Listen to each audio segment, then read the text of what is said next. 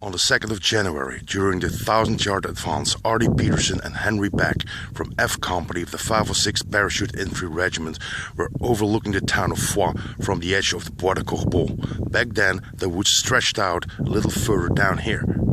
Being extremely hungry, boatmen noticed a barn attached to one of the farmhouses in Foix. So boatmen realized, hey, if there's a barn, maybe there's a hen house, and if there's a hen house, there must be chickens. So they decided to make a run for it that evening. Crossing the open field, they reached the farmhouse, and they were right. There was a hen house. Now they had a gunny sack with them, so they started grabbing around, and they managed to capture 2 or 3 chickens and found some eggs as well. And then they hurried back uphill towards the tree line when they were seen by a German observer who fired a mortar round directly at them. When the shell exploded, both men went flat down on their bellies. Chickens went that way, the eggs went the other way.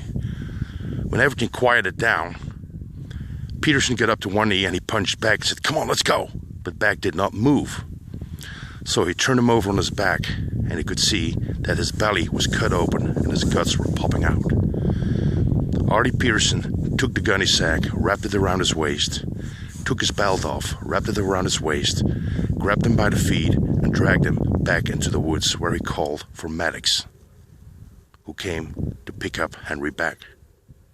And this was the last time Arthur Petersen ever saw Beck, until 25 years after the war at the reunion.